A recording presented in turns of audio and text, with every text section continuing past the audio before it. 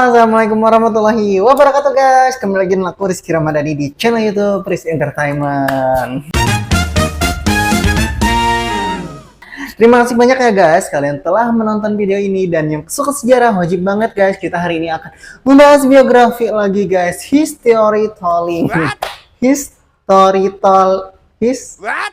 Storytelling. Nah, jadi guys, hari ini aku akan membawakan tokoh yang insya Allah menginspiratif kita semua. Amin ya rabbal alamin. Hari ini aku akan membawakan biografi Sultan Suryansa. Siapakah beliau guys?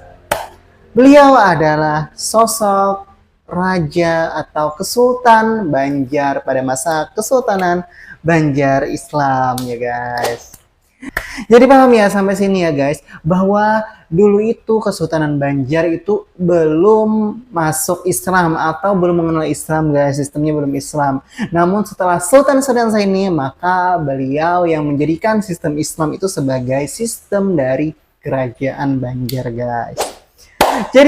Jadi beliau ini merupakan, ada beberapa sumber ya guys, bahwa beliau merupakan anak yatim piatu guys sejak kecil, dan dirawat oleh siapa?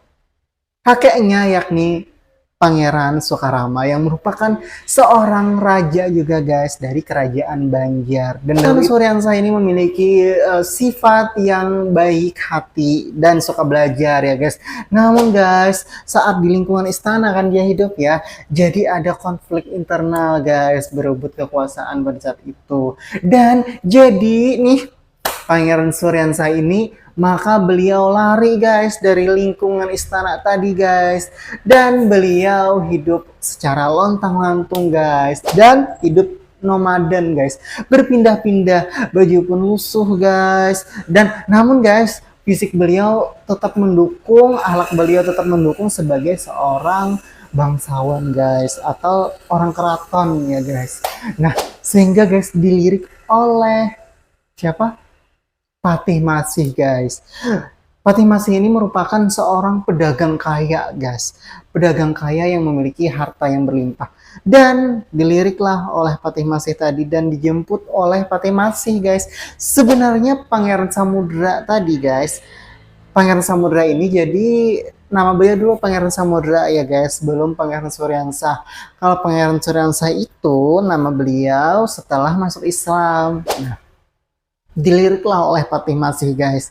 Jadi dijemput tuh supaya jadi raja lagi, dididik dan dibina lagi oleh Patih Masih guys.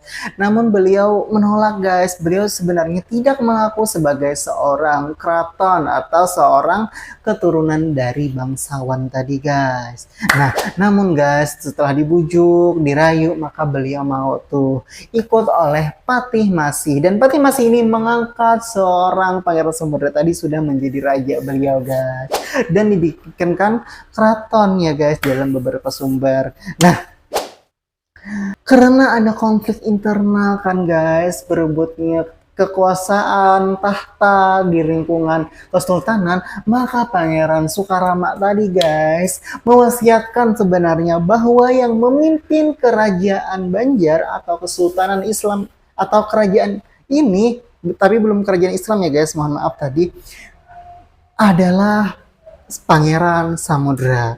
Namun guys, hal itu ditolak oleh siapa? Oleh pihak istana, yakni pamannya sendiri guys, yakni Pangeran Temenggung ya guys.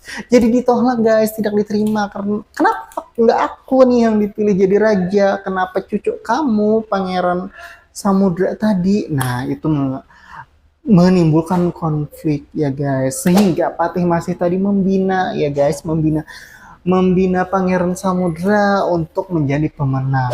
Nah guys, setelah ada perlawanan nih guys oleh Pangeran Samudra, karena beliau yang berhak karena wasiat tadi guys, maka Pangeran Samudra meminta bantuan kepada pasukan Demak atau Kesultanan Demak Islam untuk meminta bantuan melawan pamannya, yakni Pangeran Temenggung tadi guys. Dan terjadilah peperangan Namun guys, sebelum itu orang-orang Demak tadi ada persyaratan dulu guys untuk membantu Pangeran Suryansah tadi atau Pangeran Samudra, yakni harus masuk Islam guys. Kamu dan rakyat-rakyatmu harus masuk Islam. Mungkin seperti itu ya guys biasanya.